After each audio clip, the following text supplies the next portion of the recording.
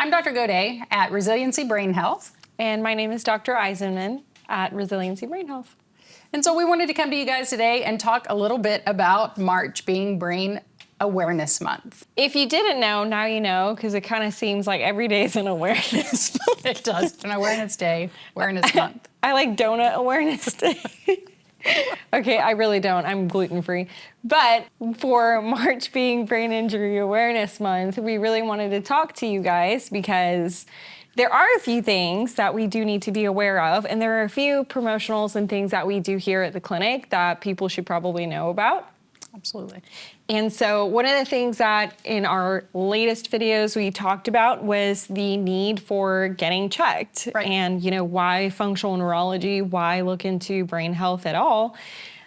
So one of the things that we do here is called check your noggin. And so, I know, so it should be lighthearted. It should be fun. I don't think we need to put the trauma in traumatic brain injury. Right. So one of the things we do is checking your noggin, so you can tell them a little bit about what that is. So, we're very accustomed to going to our general practitioners once a year to have our bodies checked. We're good about going to the optometrist once a year and having our eyes checked. And we're pretty good about going to the dentist twice a year to have our teeth checked. But one of the things that most people don't think about is the organ that we use every second of every moment of every day, and that's the brain. And so check your noggin is about that. It's establishing your routine about checking your brain and your brain health, and just to see how things are going. Yeah, and so one of the things that we're gonna highlight in this video are what do we check to check your brain? Yes. Because not every single time, it can be difficult for people to understand, like, what is it, a cognitive assessment? Or like, is it an MRI? Mm-hmm. Is it brain imaging? And so there's a lot of confusion for a lot of people as to what does check your noggin actually mean, but also brain health in general. So we'll tell you guys what it means to us. For us, right. And why we think that these are some of the best ways to kind of check your brain. So there are many ways to do this, right? Mm-hmm. And depending on where you're at, you can have imaging done. It's hard for most of us to think that imaging is a good idea every single year. So we like to do things more on the functional end of things. What part of your brain isn't functioning? What's not communicating with what? And so we do an eye movement assessment, and we also do a balance assessment using our virtual reality systems. And so those two things can give us a lot of information. It's a quick way to do testing, but the amount of information it gives us is pretty phenomenal. Yeah, and to put that into perspective too, the eye movement assessment does include a mini cognitive exam. So it's not to say that we don't value cognition. Right. It's just to say that we believe if you're going to prioritize your brain health, we want to offer something that's attainable, quick, right, fast, easy, so that you do have a level of awareness as to where you're at with everything year to year. So we'll talk soon about the candidates for it, but I want to dive a little deeper on, why eye movements and why balance, and so our audience can kind of understand that. So for me, it's always really been big on neurodevelopment. Okay.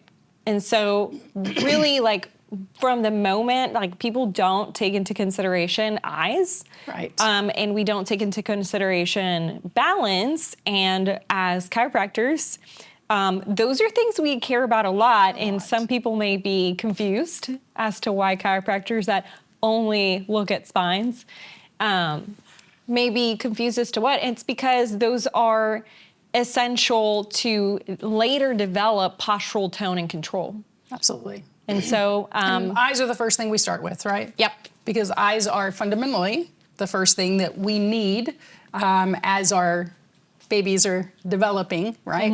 Mm-hmm. Balance comes later, right? Yeah. A year and a half later. Yes. Right? So eyes are incredibly important to everything that we do every day. Mm-hmm. And so checking that gives us more information than anything, right? That tells us so much about which areas of the brain are communicating and which areas aren't doing as well. And there's data points to it. Yeah. So it's not just a subjective, hey, I think your eyes are doing well. It's, here are your data points. This is the area of your brain that this eye movement is attached to, and we get a score out of a 100 that tells us this is how well that area is doing, or communicating with the other areas like the brainstem or the balance centers. Yeah, something as simple as looking at a target, jumping from target to target, and then locking onto a target and pursuing that target can actually tell us cerebellum, how is it functioning? Frontal lobe, how is it combining with the cerebellum? Is this more of a brainstem issue? And then last but not least, you pair that with a little bit of cognition as well. Now, the balance portion of it is really, really important, because something that's very popular right now on social media is dysautonomia. Got it. And so dysautonomia and heart rate regulation, it's an output system. And so when your systems like your vestibular system, your inner ear canal, your eyes, and then your joint mechanics don't understand gravity perception very well, we have difficult output. And so it's very popular right now to talk about dysautonomia and like the tachycardia or POTS. And we understand that that's gravitationally dependent. Right. So a lot of people get a tilt table test done with that, but we negate the part that has eye movements and balance associated to it. So it's not always about salt intake. It's not always about, heart rate measurement every single day and blood pressure. It's, does the input match the output? And last but not least, as chiropractors, it will indefinitely promote tone, postural tone and stability. And the better you move, the more independent you are, and the less you will need to rely on other people for activities of daily living. So it's functional independence. You mentioned the joint mechanics, right? So when you talk about the better you move, we're talking about biomechanics, functional movement. So it's not, can you walk from here to the door? It's, how do you walk from here to the door? How does your body biomechanically, how does it move?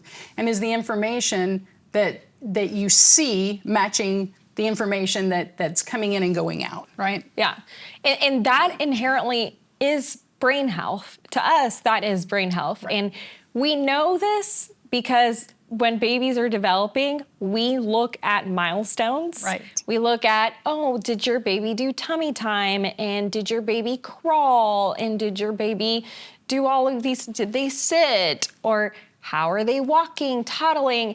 But we forget that as adults, that these are still measurements of brain function. And really important, because we see some regression after a brain injury. So things that, developmental milestones that we've reached as babies, infants, toddlers, children can sometimes regress, and we start seeing some of those primitive reflexes return. Yep. And so it's important to know about all of that, because that is an indicator of brain health, right? Yeah. And you don't need to wait to get an MRI to find a lesion or something in there. The great thing about this is that even though it won't answer all questions about your specific brain health, of course, we have other diagnostics that we perform that are some more blood related, some more physically related too.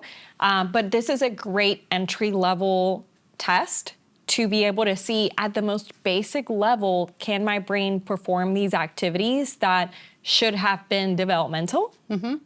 And what a great thing that it is non-invasive. Non-invasive. Doesn't hurt. It's not going to ruin your day. And it's quick. Yeah. So it's kind of one of those things that it's like, why not? Right. Like, you probably take a longer time going to different other offices, getting other things done. And this is not one of those checks that you have to be worried about, am I going to receive radiation from this device? Am I going to have a negative side effect? It's truly just a functional assessment.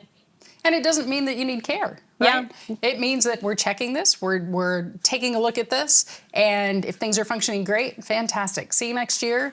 Things are going great. Or, hey, these things aren't connecting quite as well as they should.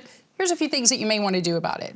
Yeah. Right? So it's not always about you need to be in the office, you need to be doing therapy, things like that. Yeah, that's a great point because no one likes to go to an office that they feel like they're going to be put into a regiment of, oh, now you have to come twice a week for X amount of weeks or anything. So it really is going to be person dependent. And if you decide to do more, you can do more. If you decide to wait another year and see if there's progression of anything you have going on, that's great. So there's a little bit of a discussion that actually comes accompanied with that, so you know what you're looking at. Right.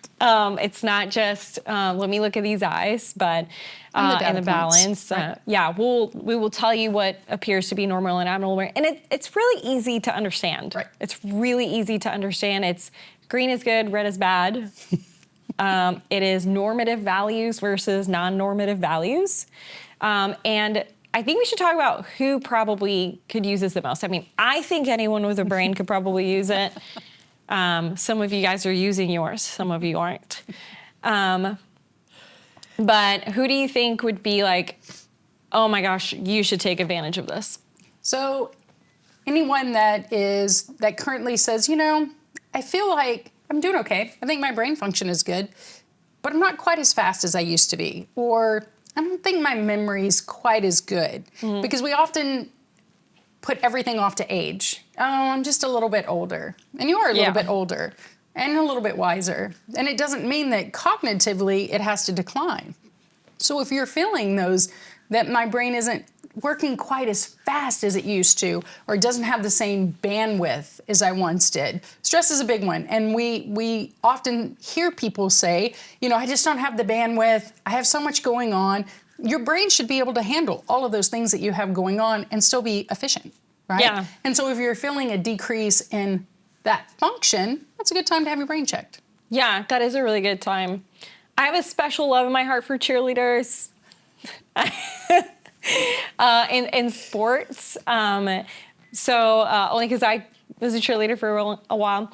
But I do feel like if you are definitely in college and one of your concerns is going to be cognition, or you feel like you're falling behind in school, that's something that you want to get checked. If you have ever played sports and you had an injury that you've always had a question mark about, because we know that in sports and motor vehicle accidents, Right. A lot of people come out and they don't get told anything. We have everything from someone being drugged to the hospital, taking a CT scan and nothing. Right. And I'm not totally against that, depending on how the mechanism of injury was. You want to make sure that there's no acute issues, and you want to rule out something life-threatening, but it doesn't rule out a concussion. Right. It doesn't rule out a brain injury. Menopause. Yeah, that would be a great time. So a lot of women, perimenopause, menopause, postmenopausal, will say that my brain it feels slow. It feels sluggish. It doesn't feel, it doesn't do what it used to do. It's not as fast as it used to be, right? And it always feels fatigued. So that's a great time because there are hormone changes that are going on, and our brain is very hormonally driven. Not always just estrogen, but hormones, right? And most people know, GABA, dopamine, acetylcholine. So we know about these hormones, but we don't necessarily think about them when we're thinking about the brain. But hormones affect the brain greatly. Yeah, that is a really good point, because I feel like that population especially gets told from someone, hey, you're here and there's nothing you can do about it. Right. Which is not necessarily true. Exactly. And yeah, so I think really at the end of the day, anyone could. There's one shout out of one group of people that I will say, if you have a known brain injury. Right. If you've already had a known brain injury, and you have already sought out care, even if it was with a PT, OT, it's still an injury. And so you want to keep up with your injury. Most of us keep up with a knee injury. We know that we need to treat our knee well, because if we don't, we're going to get arthritis. Yeah, or issues related to that. But we don't really think about our brains in that way. So if you've had a known previous concussion too, you do want to start maybe getting checked once a year just to keep up with it and make sure. Now, we have had some people in the past test and do very well. And we're Absolutely. like, send them on their way. You are fantastic. Check next time. Absolutely. Yeah. So it's really, that's what it's about. And Preventative care. preventative care, because one of the scariest, which we're going to talk about, a scary subject, is dementia. You know, Alzheimer's disease. And no, we're not claiming that this leads to that at all and that we can prevent it with these things. But I think collectively, especially with research, we're starting to really scratch the surface with understanding that function can precede pathology. Absolutely. And sometimes the better we treat our brains, even if it's through diet, nutrition, lifestyle, and exercise, or functional neurology treatment, PT/OT, whatever it is you're doing to optimize brain function and health, it could potentially prevent, you know, again, some of those Absolutely. really kind of scary ones too. Well, and now, you know, we hear docs talk all the time about, you know, things like Parkinson's, right? 10 years before this person was diagnosed with Parkinson's, there were some other signs, right? And so nausea, right? There are different things that preceded this, but we, the medical community, didn't put all of that together. And now we see it more, right? Now we understand that that's a process that takes years. Well, so does things like dementia. So do, you know, other neurocognitive type issues. And so as you're getting your brain checked once a year, then you will start to see those subtle changes. And so it's easier then to say, hey, you know what? We think we need to follow up with this a little bit more. Or, hey, you're doing great, you know, be on about. Yeah. So preventative is always what we're looking for. Yeah. So one of the biggest things that, you know, goals of this video is to just encourage you to think about your brain. Think about that organ that sits inside of your head a little bit more often and treat it with love and care. If you need objective findings, you know where to find us, especially if you're local here in Coppell. It's Resiliency Brain Health that we're called. And ask, you know, call and ask for the Check Your Noggin, you know, pricing and availability, and we will put you on the schedule. But even if it's at least looking at this video, giving it a thumbs up. And also maybe sharing it with someone that we need to start looking into brain health and stability. That's a win for us, really, Absolutely. because we care too much about brains. We want you to care about yours too. So you can always go to our website. That's resiliencybh.com. Or you can call at 469-830-2090. We look forward to talking to you soon.